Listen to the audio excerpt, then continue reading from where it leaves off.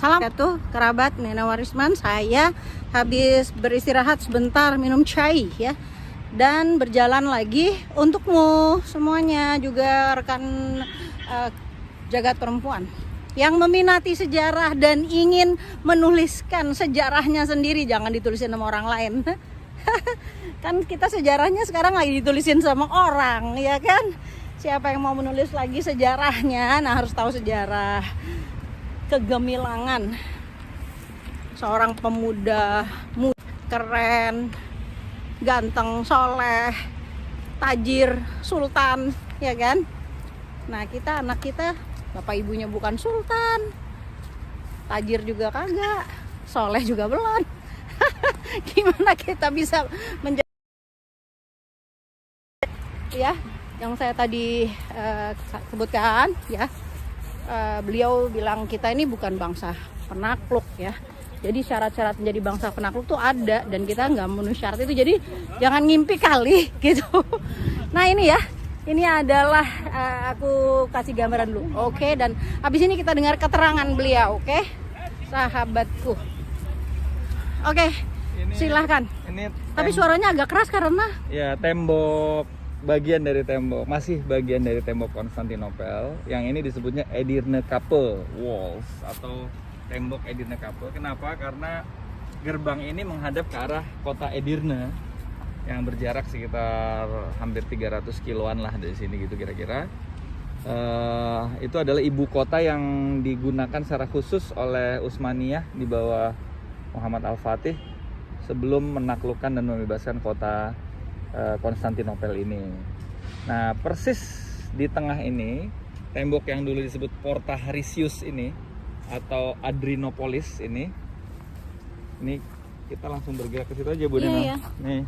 oke, ini aku juga langsung memperlihatkan ya. Tanggal 20 Jumadil Awal tahun 857 Hijriah dan 29 Mei tahun 1453 hari Selasa, ba'da sholat subuh, setelah 53 hari mengepung tembok yang panjangnya 6 km ini, Allah izinkan nubuah Rasulullah SAW jadi kenyataan, yaitu ditaklukkannya dan dimerdekakannya kota Konstantinopel oleh Sultan Muhammad Al-Fatih.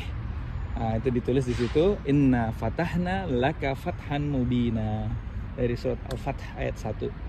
Sungguh telah kami buka, ya, berikan kemenangan bagi kamu Muhammad SAW dengan kemenangan yang nyata. Ini adalah syiar kota Jakarta sebenarnya ya, Jakarta kan, Fathan Mubina itu oleh Fatahillah, tetapi juga jadi syiar juga untuk kemenangan di sini. Prasasti ini dibuat tahun 1933 tuh, jadi sesudah khilafah dibubarkan di sini. Nah kalau kita lihat Bu Neno, ini gerbangnya kelihatannya sekarang sederhana dan nggak keurus, tapi detik-detik itu tanggal 29 Mei tahun 1453 hari Selasa subuh, ini adalah titik di mana pasukan Al-Fatih yang dipimpin oleh Muhammad Al-Fatih mewujudkan apa yang 800 tahun sebelumnya dinubuahkan oleh Rasulullah SAW dalam sebuah hadis, la tuftahanna Konstantiniyah wala ni'mal amir amiruha wala ni'mal jaish dzalikal jaish. Sungguh akan dibuka dan ditaklukkan kota Konstantinopel. Kayak kita sekarang ngomongin Washington DC atau Moskow atau Beijing, ya.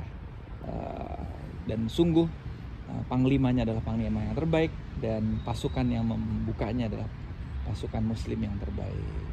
Dan ini juga jadi pelajaran yang sangat penting, bahwa Konstantinopel itu ketika dijatuhkan dan dimerdekakan oleh Muhammad Al-Fatih itu bukan kota kaleng-kaleng ya. Kota itu kota yang sedang dalam keadaan menjadi pusat dunia. Kita lihat gambarnya di sini nih, sangat sebuah kota yang sangat modern sekali, sangat lengkap infrastrukturnya, ya kan? Nah ini kita lihat nih, bentar. Saya terus terang beberapa kali sudah ya saya ke kota ini, tapi hari ini saya istimewa ya, karena saya diberi penjelasan oleh seorang yang beliau juga sahabat ya dengan Nah ini kita lihat nih kota ya, ini dia Konstantinopelnya itu kita lihat. sangat modern sekali.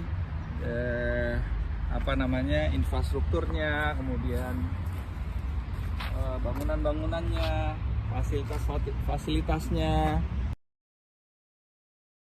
Ya, ini Hagia Sophia di situ. Di sini ada Hagia Sophia, di sini ada hipodrom, tempat perlombaan berkuda dan lain sebagainya. Salah satu hikmah yang paling penting untuk difahami setiap muslim ketika melihat tempat ini dan membaca sejarah Al-Fatih itu adalah kita jadi tahu bahwa bagi Al-Quran, bagi kita Ahlul Quran, kejayaan sebuah peradaban itu bukan bangunannya ini. Akan sangat mudah bagi Allah untuk menjadikan Muhammad bin Abdullah bin Abdul Muthalib itu lahir sebagai anaknya Kaisar Romawi. Mudah sekali. Kalau dia jadi anak Kaisar Romawi, kemudian dapat wahyu, langsung seluruh Romawi, Bizantium, Romawi Timur dan Barat masuk Islam. Syariat Islam langsung mudah ditegakkan sebagai sistem hukum. Ekonomi Islam langsung dimudahkan lewat sistem ekonomi Islam dan lain sebagainya. Tapi ternyata intinya bukan itu. Intinya 23 tahun Rasulullah SAW itu adalah turun demi ayat itu, kemudian diperjuangkan, dijihadkan dengan berdarah-darah, dengan penderitaan, dengan mujahadah, dengan kesabaran. Jadi kalau perjuangan kita itu mulus, empuk, ber-AC, itu kita justru harus curiga. Allah, ya kalau menamakan diri berjuang tapi nggak melalui tadi darah, air mata, miskin, didera, di penjara, nggak dibilang gila, nggak dibilang penyihir, itu malah harus dipertanyakan. Ya, justru Muhammad Al-Fatih yang dalam tanda petik cuman sekedar mewujudkan nubuahnya Rasulullah SAW aja, itu saja perjuangannya luar biasa. Umur 21 tahun, betul dia umur 21 tahun. Tapi persiapan untuk lahirnya seorang pemuda pemimpin umur 21 tahun yang disebut oleh Rasulullah SAW wala ni'mal amir itu berjalan selama berapa tahun? 200 tahun. Iya. Dimulai dengan berdirinya jamaah atau harokah Utsmaniyah yang kemudian menjadi dinasti Utsmaniyah. Dan 200 tahun itu melewati berapa sultan? 6 sultan. Baru sultan yang ke-7, baru pemimpin dan panglima yang ke-7 baru dilahirkan. Jadi pertama sabar dalam berjuang. Yang kedua nikmati berbagai kesusahan dan penderitaan itu, karena begitu nanti empuk itu begitu nanti berlimpah dengan kemenangan, hati-hati, waspada, karena itu adalah dekat dengan kejatuhan. Dan itu kita lihat di Khilafah Utsmaniyah sendiri 600 tahun lebih, jatuhnya itu justru bangunan-bangunan yang dilihat oleh Mbak Neno di Selat Bosforus itu. Istana Dolmabahce yang megah. Istana-istana Masjid Ortakoy yang luar biasa, bertabur berlian dan lain sebagainya. Justru pada saat bangunan-bangunan seperti itu didirikan, sebentar lagi kemudian kekhalifahan dan kerajaan kepemimpinan Islam itu hancur sehancur-hancurnya, bahkan pada titik yang dihinakan oleh Allah Subhanahu wa taala. Jadi kemuliaan Islam, kejayaan Islam, wibawa Islam itu terletak pada keringat yang kita tumpahkan dalam berjuang. Allahu Akbar. Pada susahnya kita tidur di malam hari, sedikitnya kita tidur di malam hari, pada zikir-zikir pagi petang kita, pada bacaan-bacaan Quran kita, pada infak dan sodakoh kita yang pada saat keadaan kita fisarra iwadorra, ya, pada saat kita sempit, kemudian kita infak sodakoh. Nah, itulah kejayaan Islam terjadi, karena begitulah yang dialami oleh Rasulullah Sallallahu Alaihi Wasallam. Mudah-mudahan bermanfaat. Masya Allah, syukran ya, jazakallah khair. Baik kerabat ya, ini saya dekati ya. Tadi kita sudah dengar keterangannya. Saya harus sekali ya, memang sebuah tempat yang tidak terurus ya, karena tidak ada lagi ya yang tidak ada lagi urusannya. Tempat ini adalah pintu gerbang. Kalau di Syria itu ada bab Sogir, di Syria itu ada tempat masuk pertama kali Khalid bin Walid. Itu saya juga datang ke sana, tapi waktu itu kita belum punya teknologi live streaming.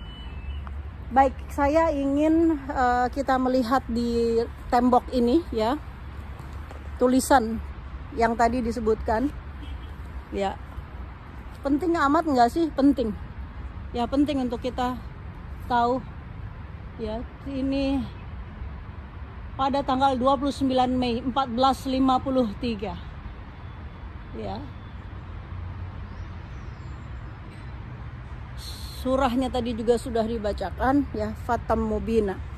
Nah, saya ingin sekali ya, nanti habis ini saya tadi terlalu lama ya, yang sesi pertama kita tadi sampai 40 menit dan saya kira yang sesi ini tidak perlu panjang-panjang, tapi kita sudah mendapatkan sari dari apa yang dikatakan oleh Ustadz Zik, ya, sahabat saya, dan kita telah mengambil ya momen, ya, sebuah gambaran ya yang jelas ya. Ini ya, ini kita lihat ke dalam ya, tembok kemenangan, dan saya senang sekali ya, ada seekor burung ya di sana. Disinilah ya, ternyata saya mau nangis nih, karena Al-Fatih adalah salah satu anak muda yang paling saya minta, saya doa sama Allah, ya Allah, kalaulah ada bagian saya kelak, ya Allah, ketemukan saya ya Allah dengan pemuda-pemuda hebat ya, di antaranya adalah Al-Fatih ya, selain beberapa pemuda lain. Nah, ini adalah tembok yang menjadi saksi dari penaklukan kota Konstantinopel, gerbang pertama setelah penaklukan yang dimasuki oleh Sultan Mehmed II Al-Fatih.